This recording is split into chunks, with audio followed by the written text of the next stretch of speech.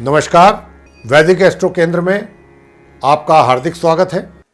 तो प्रिय साथियों, आज के हमारे इस कार्यक्रम में आपके साथ जो हमारी चर्चा होने जा रही है, ये इस वर्ष विजयदशमी का जो पर्व मनाया जाना है वो कब मनाया जाएगा और कैसे मनाया जाता है, उसकी पूजा विधि और उसका शुभ मुहूर्त, इसके विषय में हम आपको जानकारी देंगे संक्षेप में। आशा करते हैं आपको ये जानकारी पसंद आएगी, तो आप हमारा ये वीडियो अंत तक देखें, क्योंकि हम अंत में आपको विजयदशमी का जो पर्व है उसका शुभ मुहूर्त क्या है, पूजा का, वो हम बताएंगे अंत में। तो आइए चर्चा आरंभ करते हैं। तो हमारे प्रिय साथियों, आइए जानते हैं कि इस वर्ष दशहरा पर्व कब मनाया जाना है। दशहरे की तारीख एवं मुहूर्त के बारे में भी आपको हम बताएंगे, जैसा भी हमने आपसे कहा। तो मेरे प्रिय साथियों, इस वर्ष दशहरा पर्व आश्विन मास के शुक्ल पक्ष की दशमी तिथि को अपराह्न काल में मनाया जाता है। हमेशा यह पर्व बुराई पर अच्छाई की जीत का प्रतीक है। इस दिन पुरुषोत्तम भगवान श्री राम जी ने रावण का वध किया था। कुछ स्थानों पर यह त्योहार विजयदशमी के रूप में जाना जाता है। पौराणिक मान्यता के अनुसार यह उत्सव माता विजया के जीवन से भी जुड़ा हुआ है। कुछ लोग इस दिन शास्त्रों की पूजा भी किया करते हैं। जो शस्त्र होते हैं, अपने हथियार, वेपन्स, उनकी भी पूजा करते हैं, शस्त्रों की। दशहरा पर्व की जो अवधि है वो सूर्योदय के बाद 10वें मुहूर्त से लेकर 12वें मुहूर्त तक की होती है, और एक मुहूर्त में होते हैं 2 घड़ी, और एक घड़ी 24 मिनट की होती है, तो 2 घड़ी हो गई लगभग 48 मिनट की। तो अब आपको मुहूर्त का भी समझ में आ गया होगा। तो हमने आप जैसा कहा भी कि सूर्योदय के बाद 10वें मुहूर्त से लेकर, सूर्योदय से होगा पहला मुहूर्त, फिर दूसरा, इसी तरह से 10वें मुहूर्त से लेकर 12वें मुहूर्त तक की होती हैं।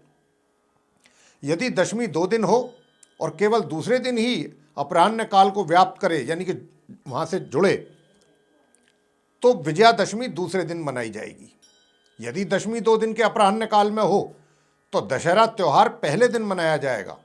और यदि दशमी दोनों दिन पड़ रही हो, तिथि जो है दशमी तिथि, परंतु अपराह्न काल में ना हो, उस समय भी यह पर्व पहले दिन ही मनाया जाएगा। श्रवण नक्षत्र भी दशहरे के मुहूर्त को प्रभावित करता है साथियों, और इस दिन श्रवण नक्षत्र रहेगा विजयदशमी के दिन। अपराजिता पूजा अपराह्न काल में की जाती है। पूजा की विधि किस प्रकार से होनी चाहिए? अगर घर के सभी सदस्य इस पूजा में सम्मिलित हों तो इससे अच्छी कोई बात नहीं। जिस स्थान पर भी घर में आपको ये पूजा करनी होती है, उस स्थान को पहले स्वच्छ कर लें, अच्छी तरह साफ सुथरा कर लें, बना लें। गंगा जल से वहाँ का छिड़काव कर दें, गंगा जल छिड़क दें और शुद्ध कर लें उस स्थान को। और फिर उस स्थान पर जो है वो 8 कमल की पंखुड़ियाँ बनाएं, जिसको हम अष्टदल कहते हैं। उसके पश्चात संकल्प लें।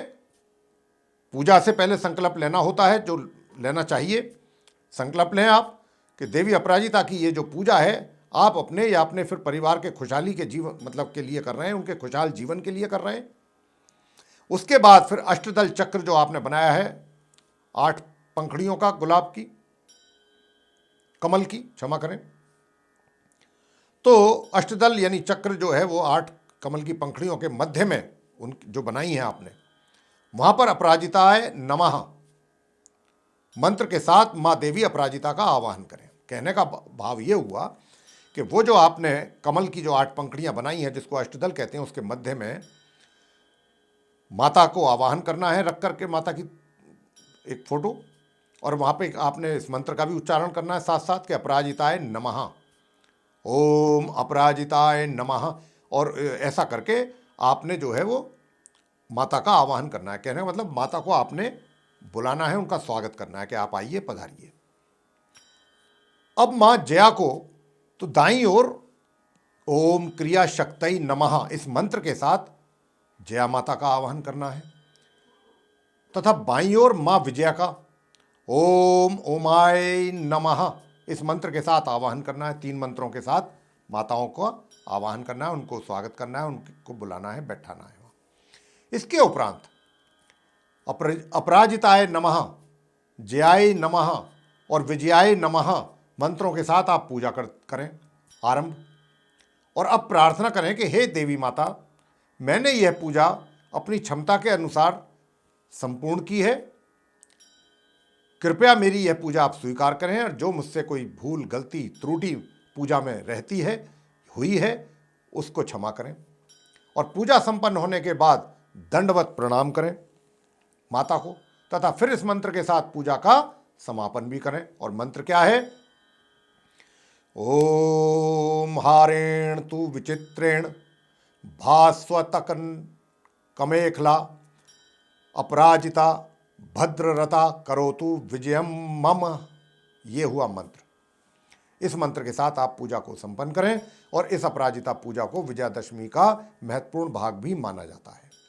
हालांकि इस दिन कुछ अन्य पूजाओं का भी प्रावधान होता है, जैसे विजय मुहूर्त। और इस विजय मुहूर्त में कोई भी पूजा करने से बहुत अच्छे परिणामों की प्राप्ति होती है, जैसा कि हमारे शास्त्रों में कथन है। सूर्यास्त के उपरांत आसमान में जब कुछ तारे दिखने लगते हैं तो इसी अवधि को ही विजय मुहूर्त कहते हैं, कहा जाता है, ऐसी मान्यता है। भगवान श्री राम जी ने रावण को हराने के लिए जब युद्ध आरंभ किया था तो इसी मुहूर्त में किया था, ऐसी मान्यता है। इसी अवधि में शमी नामक पेड़ से ने अर्जुन के गांडीव नामक धनुष का रूप लिया था।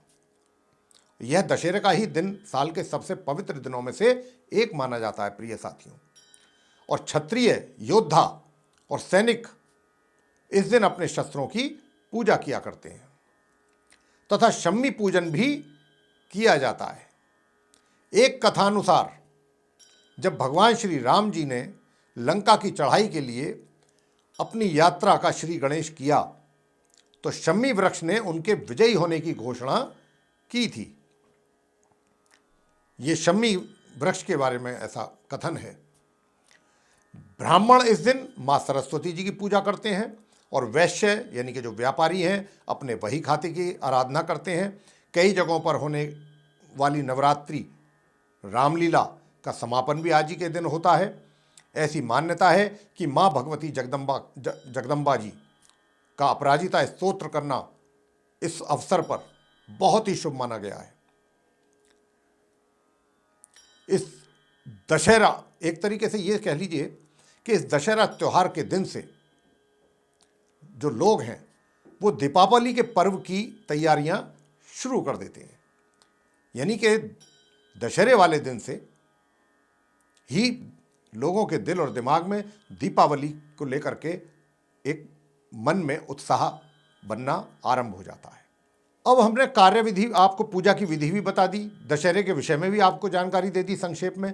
अब अंत में हम आपको दशहरे पर्व के पूजन के शुभ मुहूर्त का समय बताने जा रहे हैं कि दशहरे का जो पूजन है उसका शुभ मुहूर्त क्या है।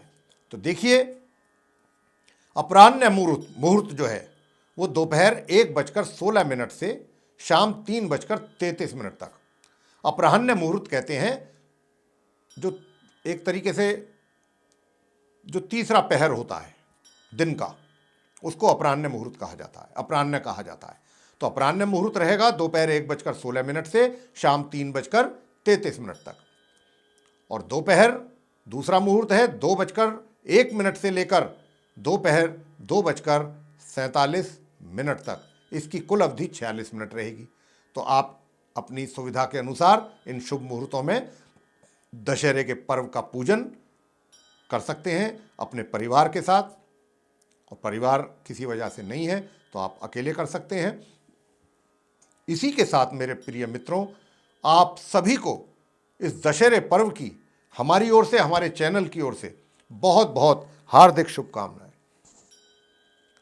आपको हमारा आज का ये प्रोग्राम पसंद आया तो आप इसको लाइक करें, चैनल को भी सब्सक्राइब करना ना भूलें, साथ ही जो बेल आइकन है उसको अवश्य दबाएं ताकि आने वाले दिनों में जो भी हमारे नए कार्यक्रमों के वीडियोज़ हैं वो भी आप तक पहुंच सकें और उनका समय अनुसार आप लाभ प्राप्त कर सकें।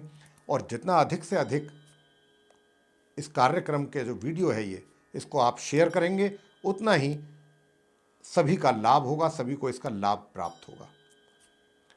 तो इसी के साथ बहुत बहुत धन्यवाद। जय माता दी।